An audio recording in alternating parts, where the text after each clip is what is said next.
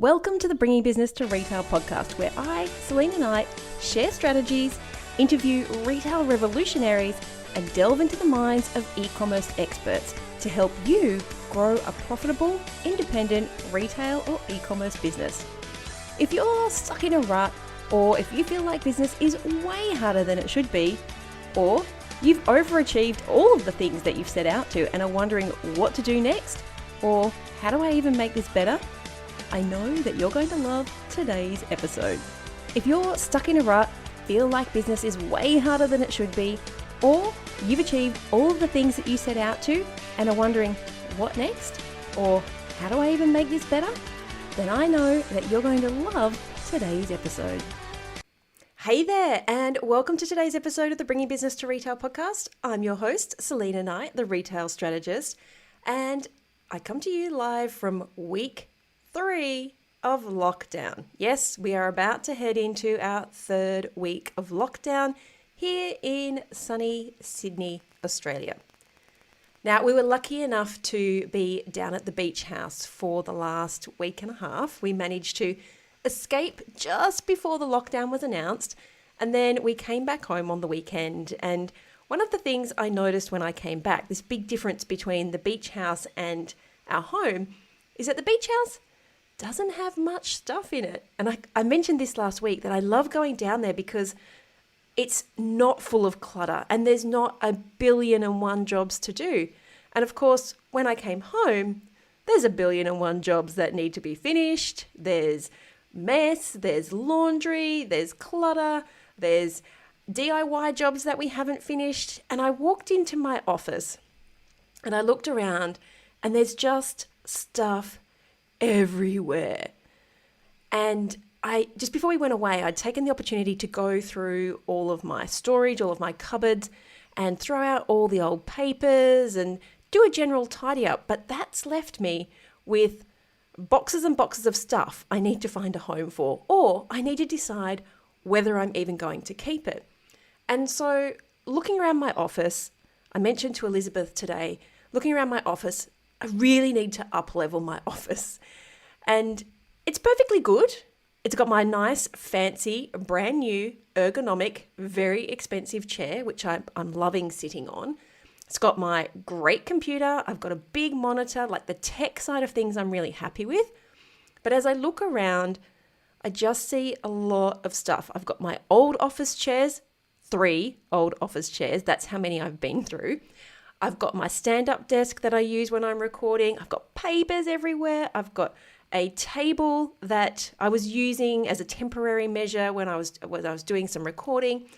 And all that stuff either needs to be put away or I need to find a new home for it, whether that's here or somewhere else, which has made me realize that too often we end up with too much stuff.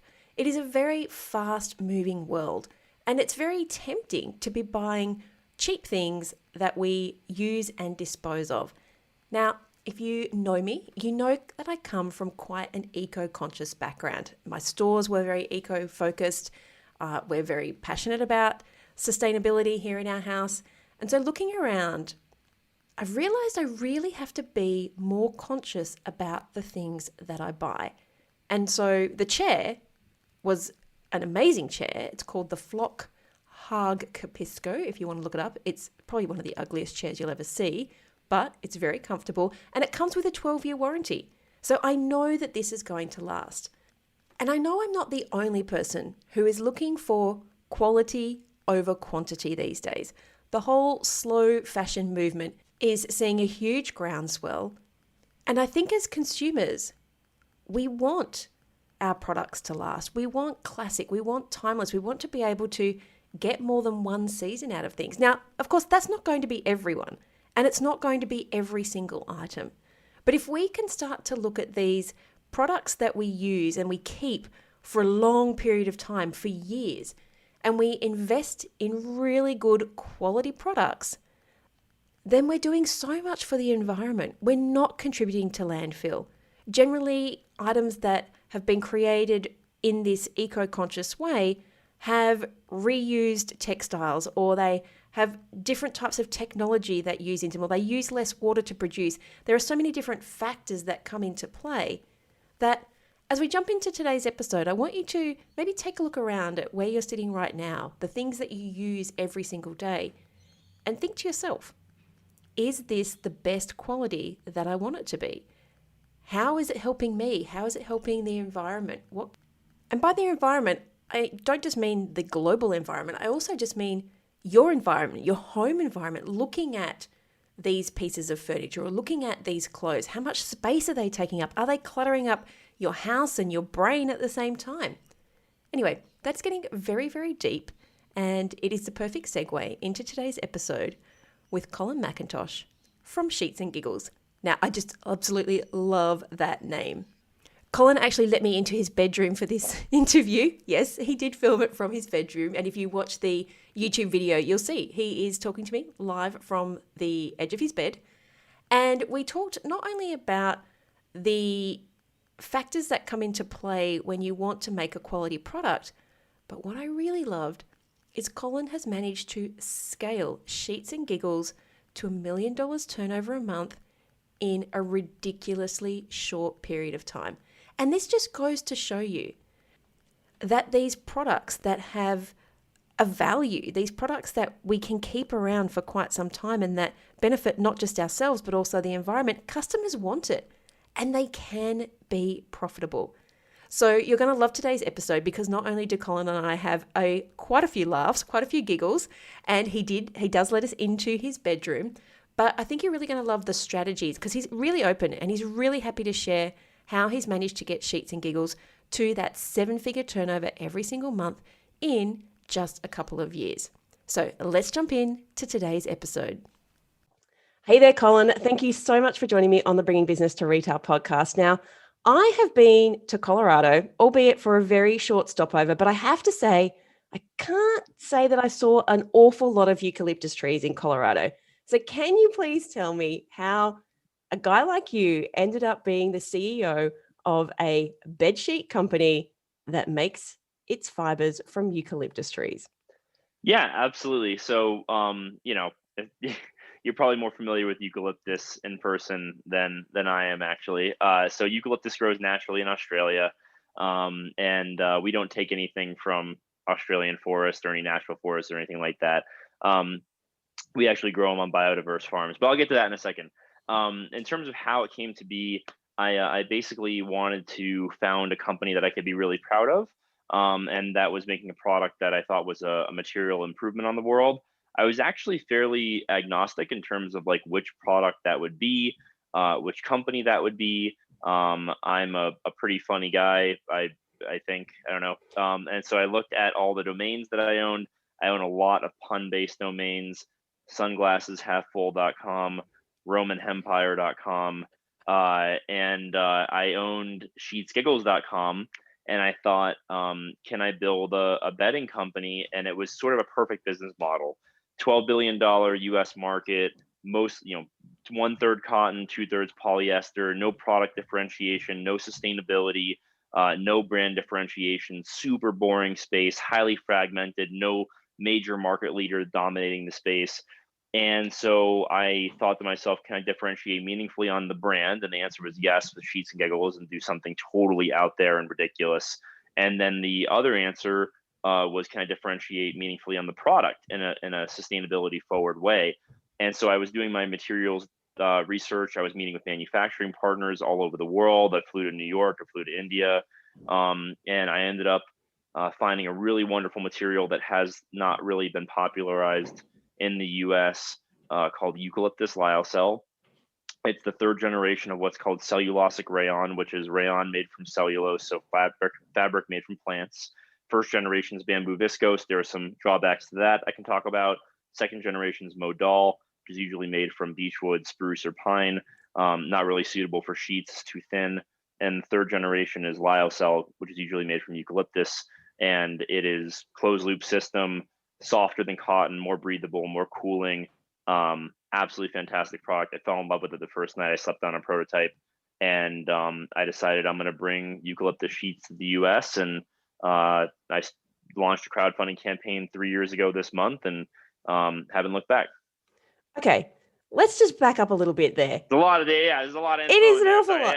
But how did you start your company? Is a It's a big very question. big story. So, yes, yeah. But and I have to say, as a woman, if you've ever worn anything with modal fabric, I've not tried your eucalyptus lyocell because you're not here in Australia yet, but that is the nicest fabric to wear. It is so soft and silky. But it's very thin. So Yes. the trick about modal is that it's stretched the fibers stretch before it's woven, and so it's wonderful for clothing, especially summery clothing. But it's not it won't be durable for sheets. It makes a great duvet cover. If you want to treat it very delicately, but not so much with bed sheets. Okay, so you said that you wanted to found a company. Most people don't wake up one day and say, I'm going to found a company. That makes a difference. Tell us what happened to get you to that point where you're like, dude, I'm going to make a company. Every entrepreneur, not every entrepreneur, but I feel like most entrepreneurs need to reach a breaking point in their lives and their careers before they say, okay, I'm going to go invest my life savings in this crazy lark, right? And so, I think that for me, that breaking point was when I got laid off from my last job at 1 p.m. on a Monday. I had invested 3 years of my life into this company that I was working at. We were trying to end sexual assault and violence with wearable technology. It was a very personal mission, very important mission. We had shipped like 60,000. No, I think we had sent out like 60,000 alerts. We were in Target, Brookstone, Best Buy, T-Mobile, a bunch of different stores in the U.S. And unfortunately, it just didn't work out. And we all got laid off at 1 p.m. on a Monday. That's just the way startup life goes sometimes, I guess. And I really learned a lot in starting that business with my friends. I wasn't the CEO. I was just the head of biz dev and on the founding team. But I learned a lot about how not to start a business. And so there were things that we did wrong. We had started that business when we were all 25, and in the 3 years afterwards, took a lot of lumps. And so I started Sheets and Giggles when I was 27, going on 28. And now I'm turning 31 next week, actually. And I basically did all the things that I wish I could have done over again in my last company.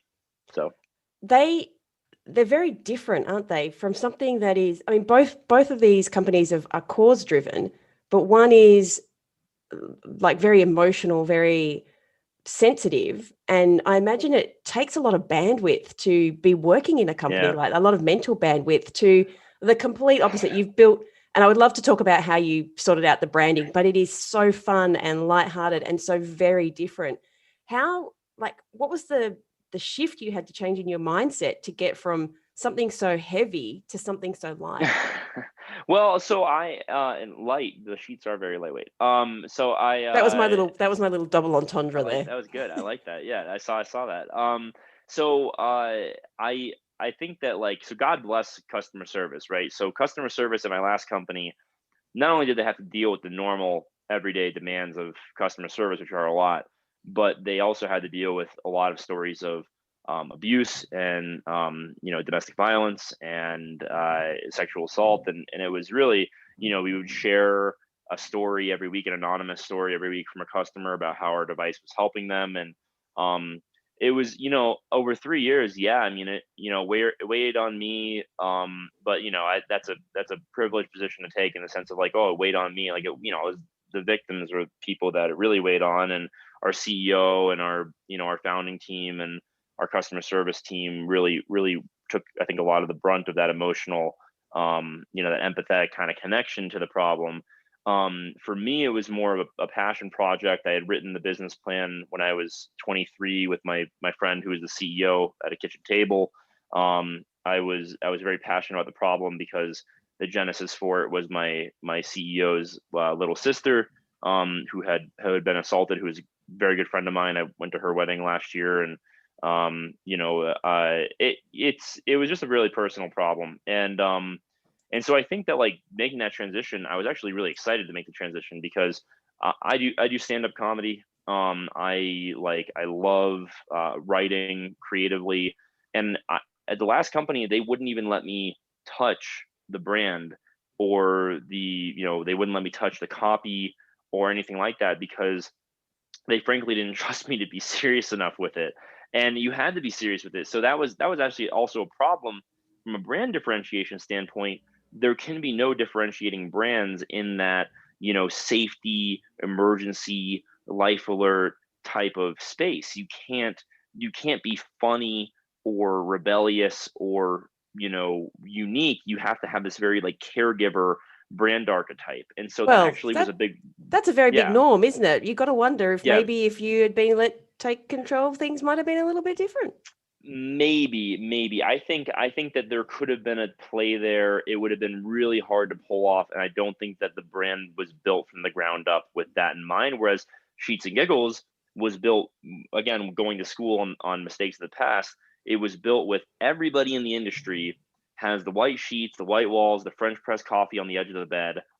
We are gonna do cigars in bed and whiskey and dogs, and we're going to do guys doing yoga with other guys, like we're going to do men with avocado face masks on, and women with circle saws sawing logs in half, for the joke about snoring and sawing logs, chopping wood, whatever. I don't know what the phrase is in Australia, but we say sawing logs.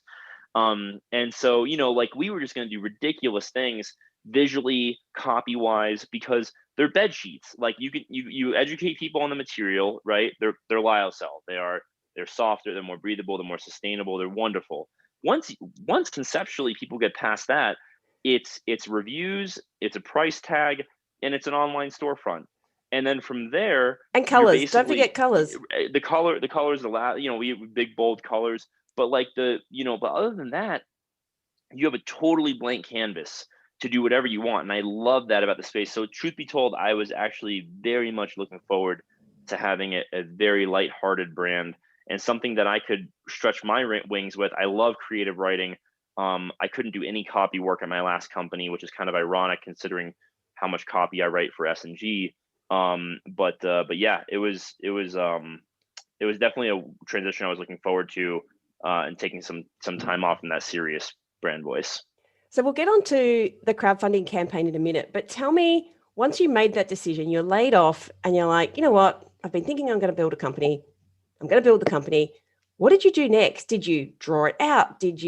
Once you found the bedding space, what were the next steps? So there were actually a few different things I did. So I literally drew it out. I wrote Colin's perfect business model on a piece of paper, and it was massive commodities market, zero differentiation amongst brands, highly fragmented, largely traditionally physical retail, so I could bring it online with a direct to consumer model, and no good sustainable options, and a low complexity supply chain, aka no Bluetooth, no firmware, no software engineers on staff. And I wrote out this model. I really wanted to do a consumer brand. I understood consumer psychology really well at this point. I felt like I knew the American consumer on like a pretty deep level. And I really wanted to do something that was going to be kind of an industry changer. And so that was kind of the one plan. And the other plan was like, I don't know if I can curse on this show, but You could like F all curse. that. Okay, so like fuck all that startup stuff. I'm gonna go work at Amazon or Google or Microsoft or Boeing or whatever, and I'm gonna go make a couple $100,000, which is a very privileged thing to say, for the rest of my life, and have good, reliable benefits in healthcare, and not worry about this pipe dream. And there was going to be no in between. There was going to be start my own business or go do the safe play. And you basically, I think for all the potential entrepreneurs out there, you can do a cost benefit analysis for yourself. And if you're in the position that I was in, which is, like no significant other, no kids, no mortgage, don't mind eating pasta 5 nights a week, you have a little bit of money saved up, although I had very little money saved up. Working in startups your whole career will do that to you. Then you can basically take 3 to 6 months, and you should set up inflection points to decide, is this going to work or is this not? And that way, in 3 to 6 months, you can know, okay, it's not going to work. And my cost benefit analysis is just, I will go do this other thing anyway that I was going to do for the next 40 years of my life. Yeah, it's only a few months, right? Right, exactly. And what's your trade-off? You lose 3 to 6 months of earning potential. But again, if you don't have that huge risk of that 3 to 6 months being majorly impactful to your life, then I think you should go do it. And so, and here in America, it's a little riskier because we don't have healthcare guaranteed as a right. So I had to go on what's called COBRA for 18 months, which is basically my insurance premiums went up 10x after I got fired from my job. It's a really wonderful system we have here. You get fired from your job, you lose your main source of income, and you have the option of paying 10x what you were paying at your previous job for your premiums to keep your insurance, or you can forego it and have no insurance if you want to save the money and have no healthcare coverage. Yeah, it's really wonderful. We really built a great system. And so you have that privilege for 18 months, and then you have to buy your own plan, which can be more expensive, less expensive, about the same. So I went without healthcare as well for about 5 months while starting the business, which was very scary for me because I have a herniated C4, C5. I used to get epidural injections for my neck pain. But anyway, I digress. Long story short, to answer your question, and you can tell I'm a little scatterbrained today. I had an early flight. Is that I basically just did my CBA, and I decided that this is going to be the best option for me. I'm not going to work with somebody else's startup. I'm going to take my chance. I'm going to bet on myself. I'm going to invest my life savings in this pun-based betting company, this absolute lark. And then from there, in terms of the how to get going, timeline wise, it was, and I think we can break this down after I give the broad timeline for listeners. October 2017, I founded the company.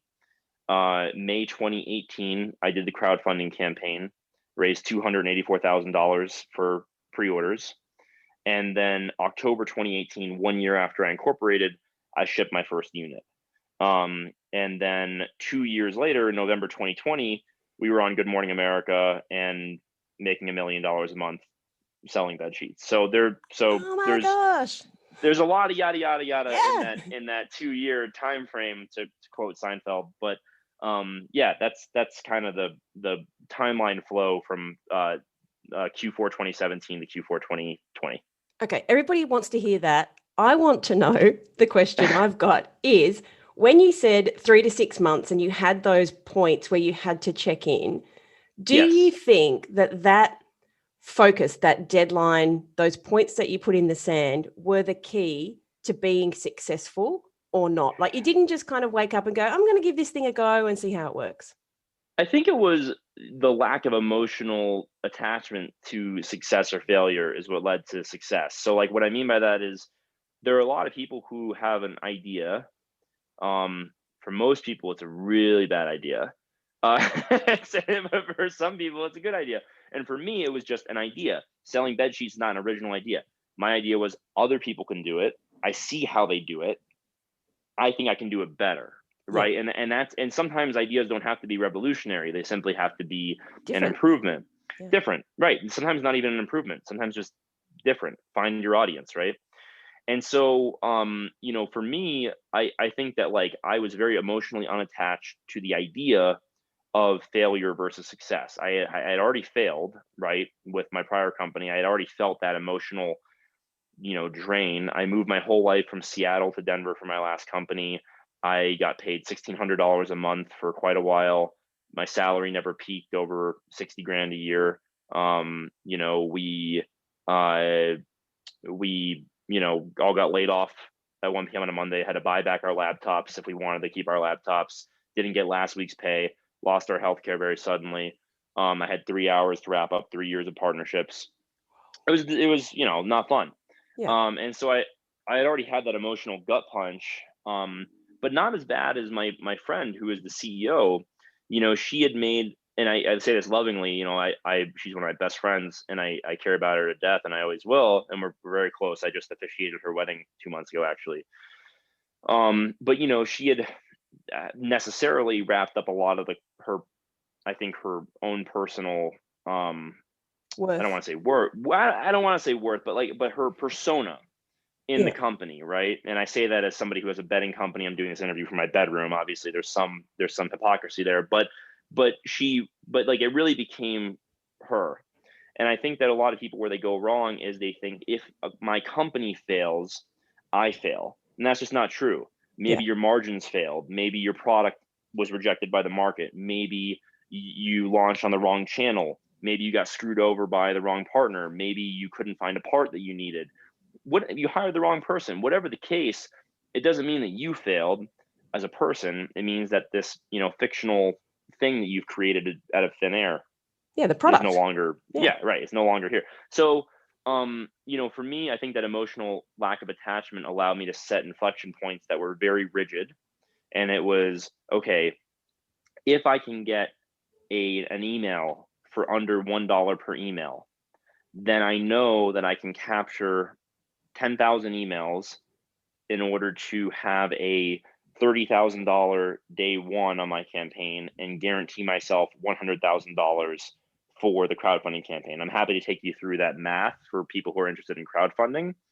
But that was the path. And so in February 2018, I sat down we did all of our content, our photography. I hired a photographer for $500 for the day, which is a very good rate for a photographer.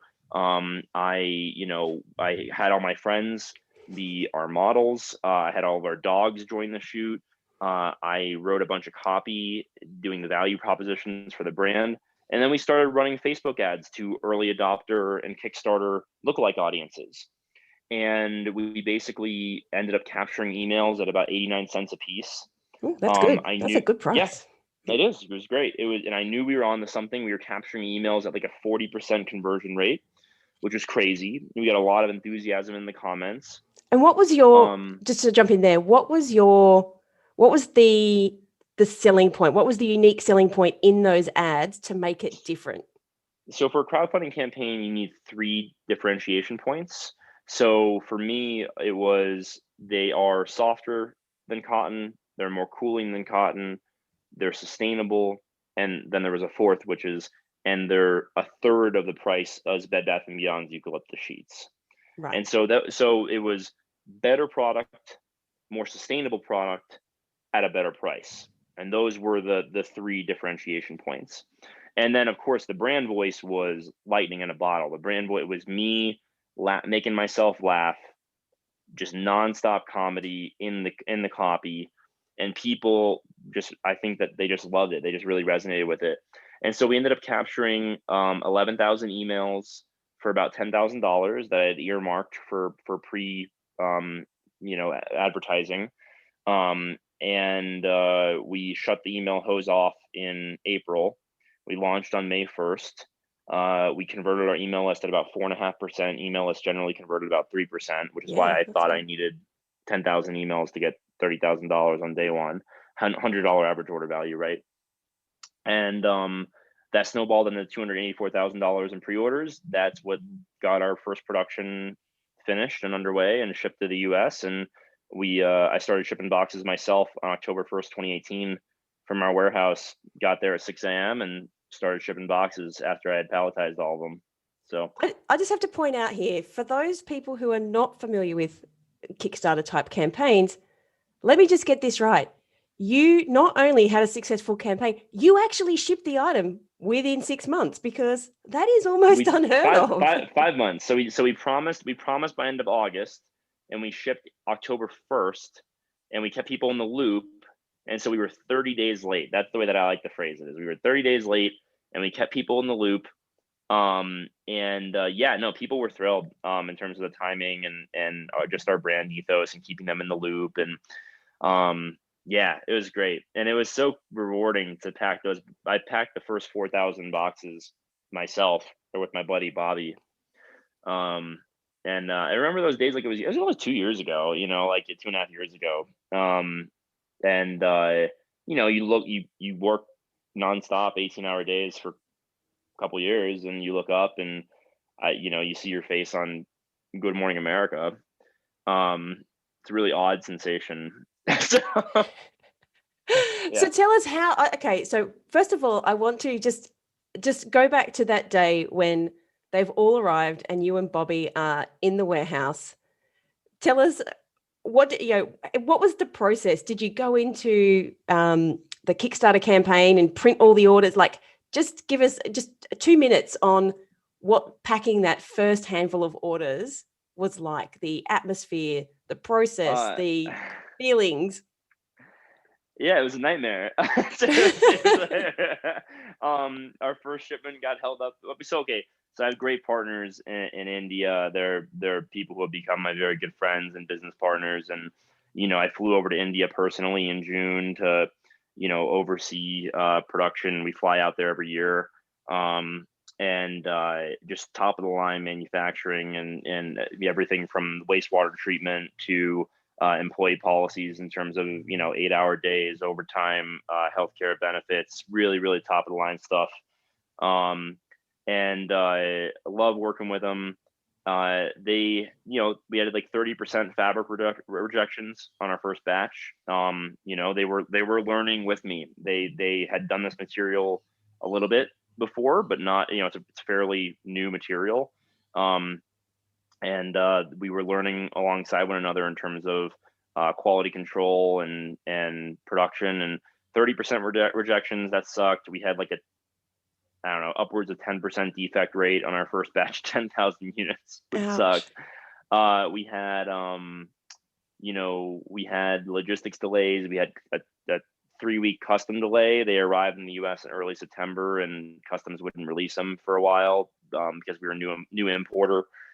I had buddies in Boulder who, shout out to Shinesty. I love those guys. They make really outrageous ski clothing, and they're mentors and friends of mine. And they lent me 1,000 square feet of space in their warehouse to bring stuff in. They lent me some labor. Well, I paid them for the labor, but they let me use their folks. My friend Bobby dropped what he was doing and came in to help out 5 days a week, and my customer service rep, Emily, who's my right-hand woman now, I hired her November 2018 for part-time customer service. And about 2 days after I hired her, I said, Em, I know I didn't hire you this, but I need you in the warehouse with me. And she goes, and I love people like this. Instead of saying, she could have said, look, Colin, I didn't sign up for that. I don't like manual labor. I'm behind the keyboard. I want to help people that way. And instead she just said, what time do you need me tomorrow? And, I'll never forget her lifting. She's like 5'1", like lifting, big master cartons over her head. And then at lunch break, answering customer service emails. And I'm on the phone with investors while I'm, ripping tape and cutting boxes, and I'm negotiating investment deals and, answering the phone myself for customer service and picking up while I'm in the warehouse. I signed every single, order slip. We took photos of ourselves, printed them out, signed the back of the photos, slipped them in the boxes. We were having so much fun, and those are good times. I remember those first 3 months. Those are great times. I think the fact that someone like Em could just jump in is the sign of you being a great leader, because what I have found in my experience is you're waving your hand away like, oh, not me. But it's true, because if you have the vision and if you can see where you want to go, and you truly have just said it wasn't even about the product to begin with. It was just finding this thing in the market that you thought that you could disrupt, and people come on board with that. And when you are a great leader, your team will follow you anywhere. And it's clear that they did. People dropped everything to help you. People came in and helped you and got off the phones to help you. So kudos to you for clearly being a great leader and having that vision and bringing everybody on board. It makes me a little uncomfortable because I'm a really bad leader in some I know, ways. I feel like you've gone red. I appreciate that. It's very flattering. I have my strengths. I have my weaknesses, like everybody else. My strengths are generally around, I think the CEO should be the hardest worker at the company, the number one value driver. I think that your job is to unlock everybody else's work, give them the tools and the financing for them to feel autonomous in their work and to feel empowered to do their jobs the way that they want to do them. I've had to learn to not be a micromanager. It's really hard when you're a founder to take your fingers off the steering wheel. It's your baby. You're driving your baby. It's an odd analogy.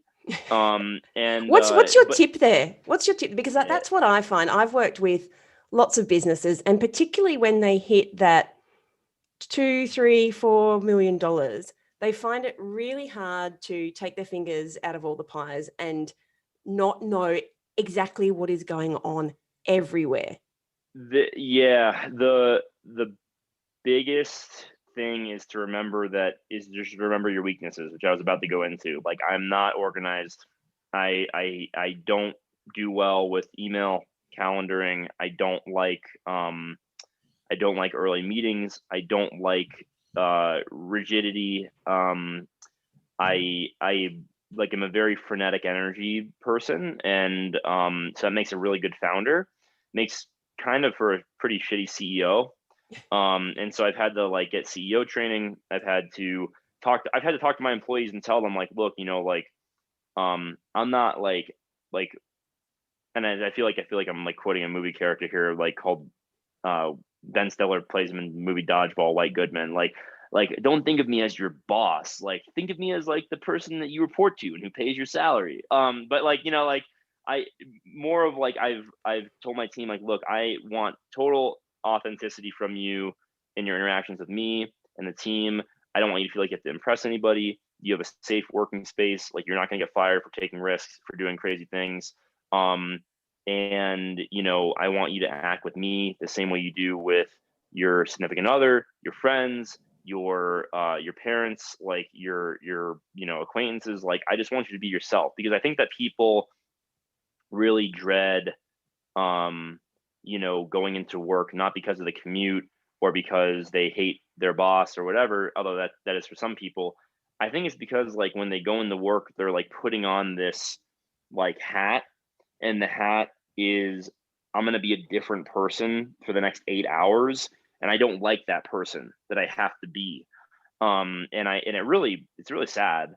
And so I think that, like, in terms of how to become a CEO, how to take your fingers off the wheel, you got to hire good people, remind yourself that you suck at certain things, give them a safe space to create and to be themselves and be interesting and do things that are interesting.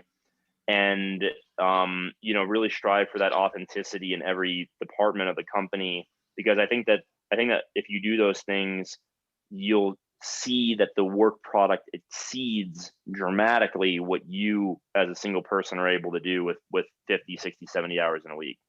Yeah, if you can find people who are way better at their job than you could ever be, way better, that to me is the key to exponential growth. Hiring is the most important thing at the company. And I used to be a recruiter, long before I became a betting CEO. So I firmly believe that that's the lifeblood of any company. I love all these jobs you've had when you're like 30 years old. I've been fired a lot. I've been fired 3 times. I got fired from my first job in 5 months.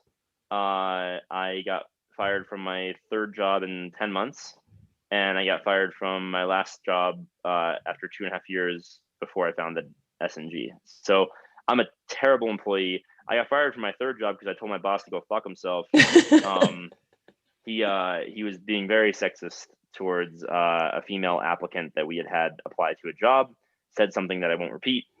And I was 24 years old. I walked into his office and I said, "You can go fuck yourself if you think that anybody's ever going to want to work for you with an attitude like that." And I got fired that Sunday. That was Friday. I got fired that Sunday. Well, that's the conviction coming through. Like, you're a very convicted person. You believe in what you believe in, and you're quite bold and happy to be outspoken about it.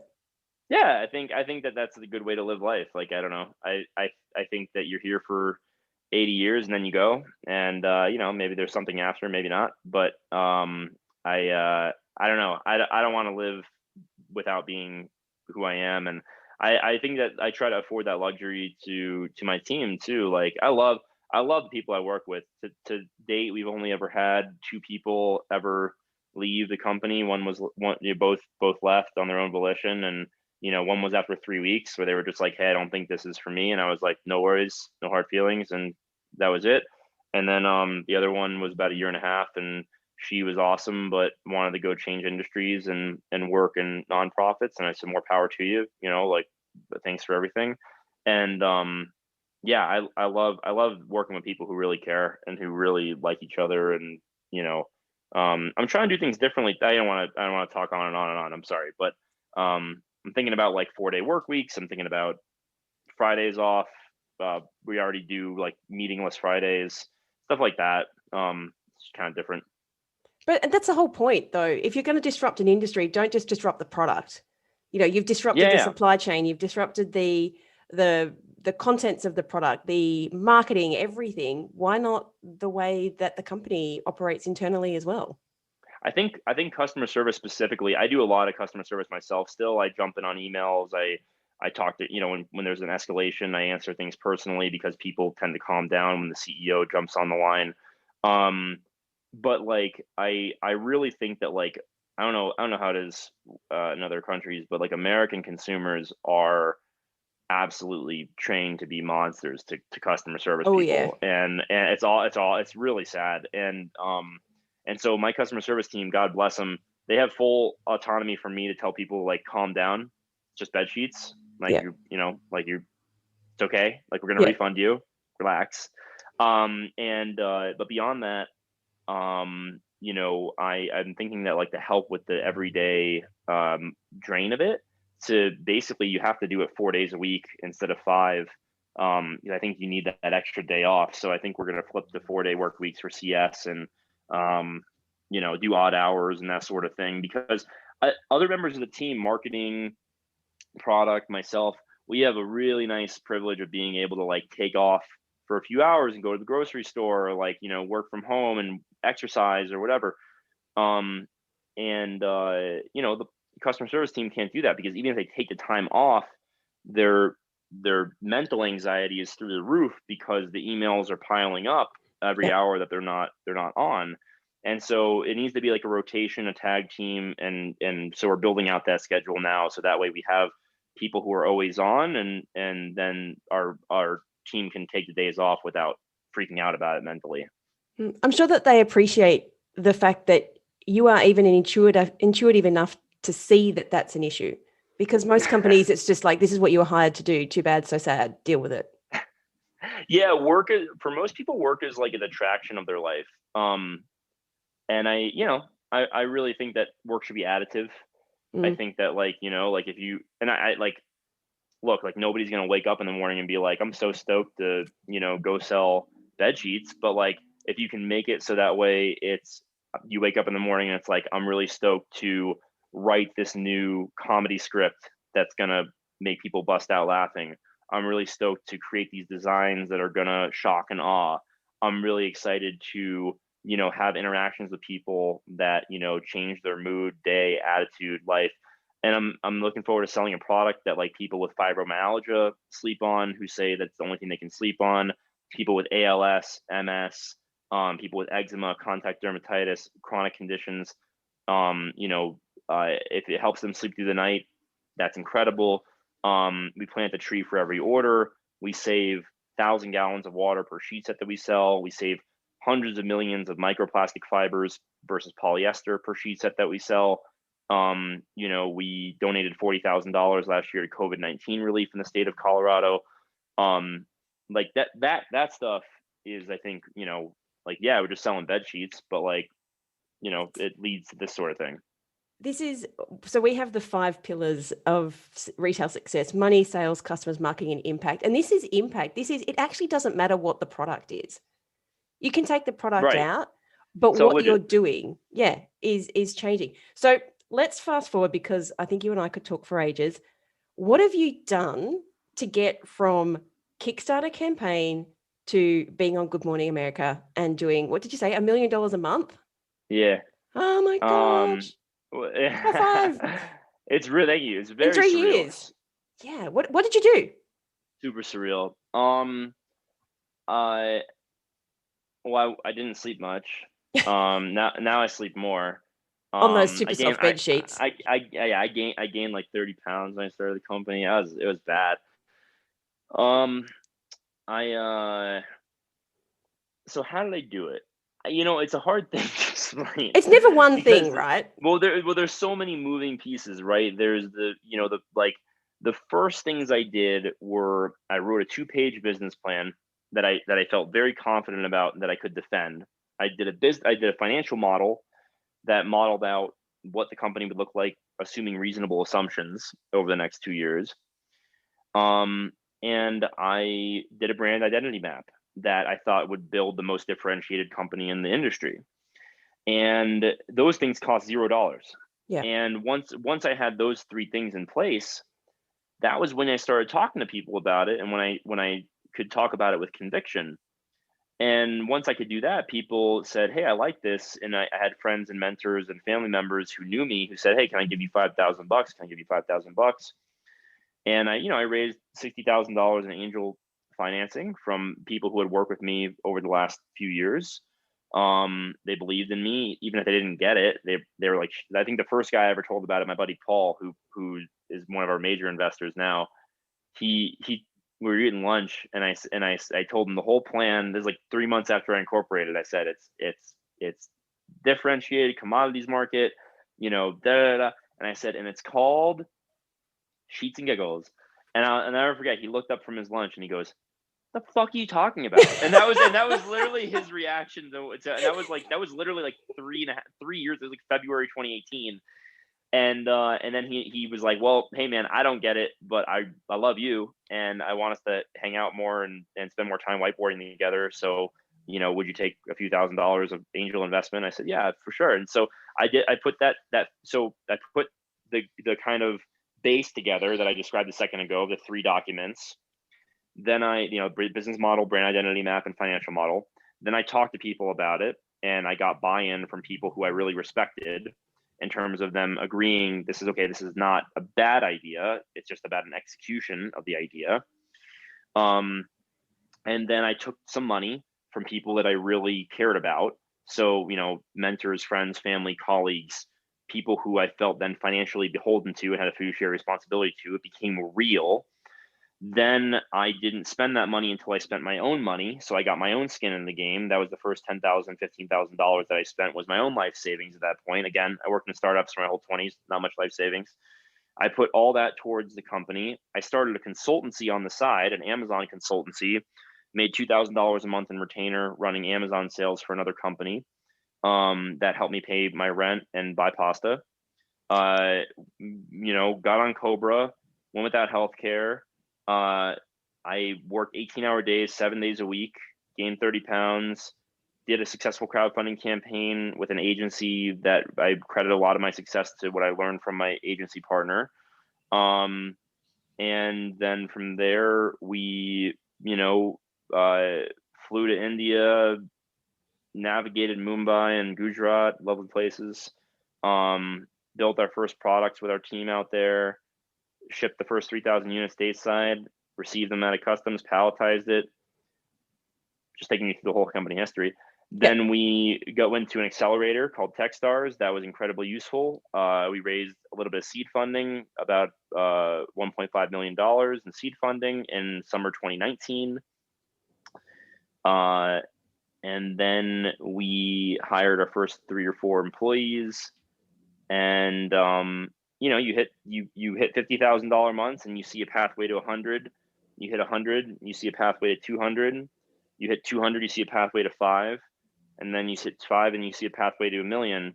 And there's marketing channels, sales channels. There's a little bit of luck here and there, but overall, it's a pretty simple formula. It's a fantastic product with a great value prop and a super different brand behind it.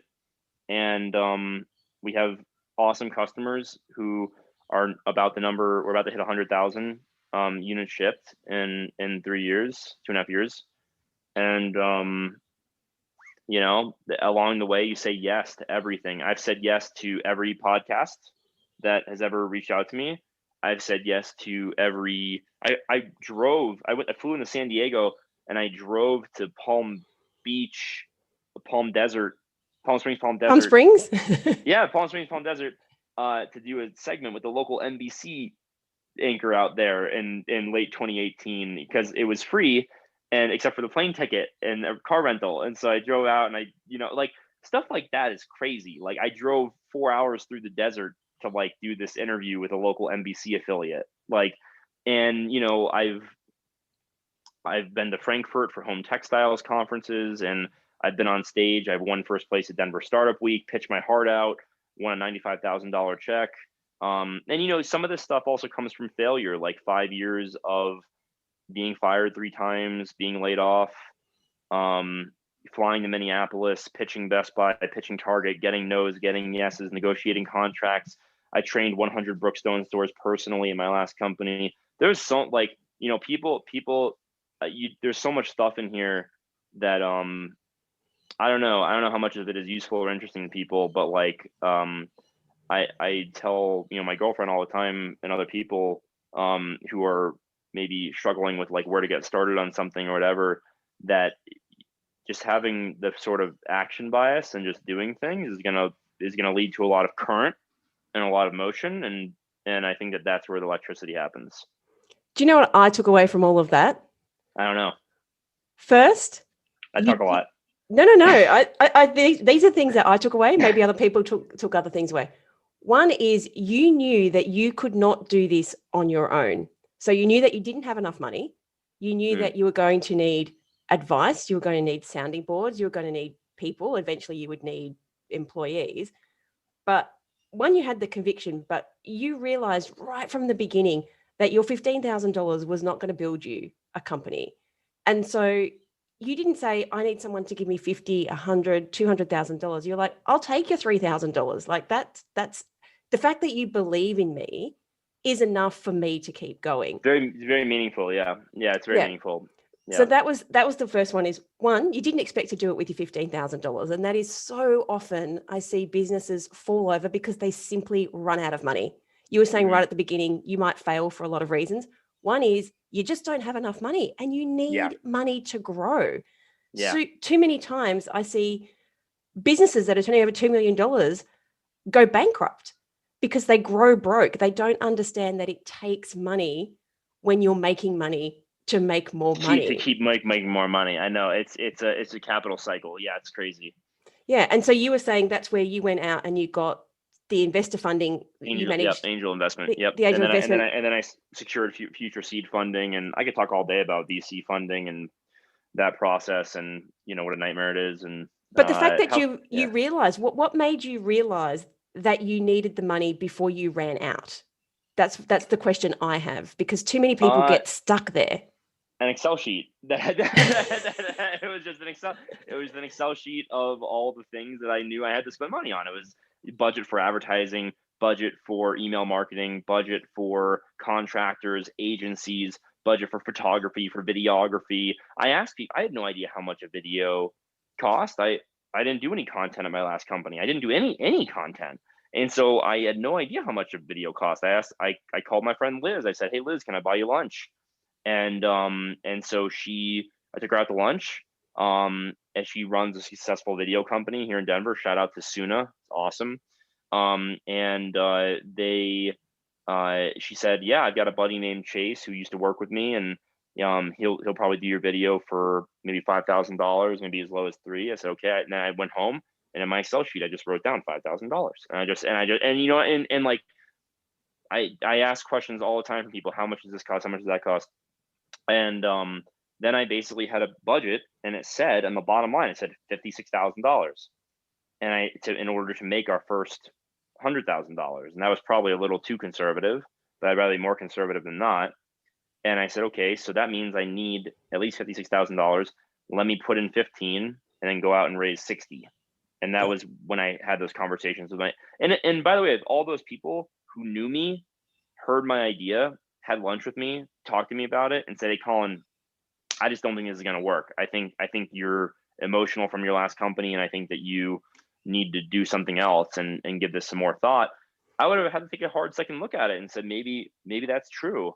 And regardless, I wouldn't have had the $56,000 to launch. But once I had rounded up 75 grand in the bank, that was when I knew, okay, I think I can do this. And I started making small commitments, $500, $1,000 commitments at a time. And that's how we went. That to me is such an important lesson for people listening, because you didn't kind of say, I'm going to cobble this shit together, which is what a lot of people do in that sort of startup phase. You're like, you know what, if I'm going to need a video, I'm going to need a really good video, and it's going to cost me $3,000 or $5,000. I'm not just going to, sometimes you can just pull out your iPhone. Like I am 100% done is better than perfect, but you knew Totally, what you totally. wanted. You knew what the brand wanted to look like. I had a vision. I had a vision of me in a bathrobe, surrounded by my friends, sleeping on the sheets, winking at the camera, which I've gotten a lot of criticism for the aggressive winking. I wink a lot, and I just, it's a nervous tick.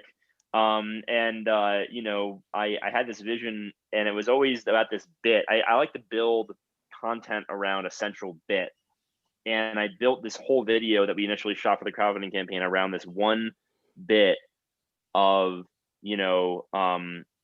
cotton sheets are, and it was 2018 at the time. I said, cotton sheets are so 2020.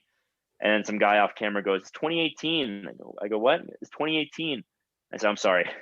Feels like I've slept for years. And that was the whole, that was the whole, it was such a dumb punch, but that was the punchline of the whole video. And we wrote a whole 60-second script leading up to that. And it crushed on the Go camp. People loved it, and they loved how ridiculous and silly it was. And, and I love bringing my friends into my photo shoots. We usually do photo shoots with all my friends in Denver, because that sort of authentic relationship and that electricity, that chemistry that friends have, it bleeds into the camera. Comes through. Yeah. And I every other bedding company I see, it's always the same model with the same smile, like that.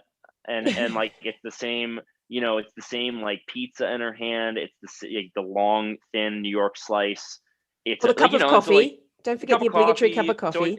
It's always a French press. Yeah. There's always exposed brick in the bedroom, right? There's always a fern. We don't. Maybe some rafters or some exposed beams on the roof. Totally. There's beams. Yeah, exactly. It's a 400 square foot New York studio, and it's like very, like, to get on this topic for a second. I feel like every other brand in the space is so condescending in an aspirational way, or I guess I should say aspirational in a condescending way, where they're all trying to target millennial and Gen Z women. And so what do? They say, don't you want this exposed brick New York studio for $4,000 a month with, like, your perfect looking boyfriend who, like, also, like, loves to do aerial yoga with you, like, in your bedroom, like, on and your brings sheets. you coffee on a Sunday morning. I see those ads in the New York subway all the time, and I'm like, first off, whose life looks like this? Second off, like, who really wants their life to look like that? And I'm not, a 26-year-old girl, like, but, like, I know, like, I just went through my 20s, like, I'm a millennial, I'm 30, like, I have plenty of buddies that I've talked to about this, both male and female, and it just feels so, like, it feels so distant from what, I feel like real life is. And it almost feels condescending in a lot of ways in terms of, like, what you should want. And it's like that Instagram lifestyle. Right. And so we really, really move away from that and try to do stuff that I think is much more visually interesting, much more fun. And we like to do tongue in cheek stuff with it too. Like, I've done partner yoga with, like, other male models, like, in my bed, with, like, our bellies hanging out, because it's funny. It's kind of like it's a making fun of the anyway. We like to do sarcastic photo shoots from other companies. So tell us, what's in store for Sheets and Giggles? Oh, we got some great. I mean, I'm so stoked on the next 12 months. So strategically, there's a big problem. Sorry, I think I told you I had that herniation. So strategically, there's a big problem that we're experiencing right now, which is we're bleeding customers out of our ecosystem into other people's ecosystems, because we have sheets, duvet covers, and comforters. They're wonderful, 5-star rated, thousands of reviews, approaching 100,000 units shipped. Very proud of what we've done, but that's all we have. And so if you say, I love these sheets, I love this company, I love this ethos, I want to go buy my pillows from Sheets and Giggles. Can't get them. I want to get my mattress. I want to get my bed frame.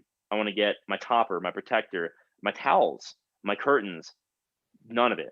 And so we just bleed people into other people's ecosystems, because they're not going to wait around to get the products they need, nor should they. I don't blame them. And we're not going to keep email. I hate my email strategy is, like, don't bother people. We barely ever touched our email list over the years, because I do not like bothering people saying buy more shit. Like, I think that when I bought a pair of sandals before, and the companies emailed me like 7 times, do you want more sandals? Like, no, I just how many sandals can I wear? I just bought a pair. Right, exactly. And so I think email and text message marketing is totally broken, but that's another conversation. That's another story. Yep. So we have our first product that's coming out this year is our gravity blanket, which I'm a pretty strong guy, and this is heavy. And this is 16 pounds. It's fantastic. It's 100% eucalyptus lyocell shell. You can see it's so soft. You're like cuddling it. It's incredible. I'm unbelievable, and it's filled with recycled glass beads, so it's 100% sustainable. It'll last your lifetime, but the beauty of it is because most of these gravity blankets they might look like this, but they're polyester shells because it's cheap, durable, petrochemical based, and then inside it's lead or plastic or something else, and they can sell it to you for $50 on Amazon, right? The number one gravity blanket's $40-$50, and you're basically draping yourself in lead-filled plastic. And yeah, I know but that's the people do that. And so the beauty of this is that it's going to be ultra soft. It's literally lower coefficient of friction than cotton. It's cool to the touch. It retains 10% of the humidity in the air and the cellular structure, same as our sheets. It's going to be breathable and temperature regulating. And then you have the weighted glass beads on top of you. And it's going to be a little bit more expensive. It's going to be around $200, but it costs us a lot to make. And it's going to be absolutely fantastic. We're looking at lower price and higher price versions as well. We're trying to do up and down price points. The other big things are I've got towel prototypes, underwear, pajamas, robes, but the big ticket item is going to be our sustainable mattress, which is in my guest room right now, the prototype. And that's going to be a natural latex filled recycled steel coil hybrid with a eucalyptus lyocell wrap. And you guys know most of them have cotton wraps. Yeah. And so it's going to be cool and breathable underneath you. And for people that are listening, if you have a foam mattress, polyurethane, you're probably sweating buckets underneath your back and your butt every night because it's plastic trapping heat underneath you with that foam mattress, no matter what sheets you have. And so we're going to have the most cooling mattress on the market, the most sustainable mattress on the market. And we're also, I'm really excited about this. If you've ever ordered a bed in the box before, you'll basically notice that it comes wrapped in enough plastic to kill a yak. And so we're doing either zero plastic packaging, which we do for all of our sheet sets and comforters already, or we're going to be doing plant-based plastic wrap. And then, we're going to be doing pillows, recycled wood bed frames. We're going to be doing all sorts of different stuff in the bedroom, toppers, plastic-free protectors. And that all comes out in about anywhere from 6 to 12 month time range. So the gravity blanket comes out in Q4 this year, and then everything else to follow. So look at you, you're on a mission. Yeah, it's going to be great. It's going to be so fun. And so the question I've got is, when can I buy the sheets in Australia? It's a great question. So we do not ship internationally for 2 reasons yet. We do Canada. The first reason is that it's challenging just logistically, and there's a lot of taxes and paperwork and duties and other things to take care of. The second reason is that bed sizes are dissimilar between countries, so we basically have to it's off by 2 inches here and there, and that's a big difference. Ask anybody, they'll tell you it makes a big difference. Sorry, that's a bad joke.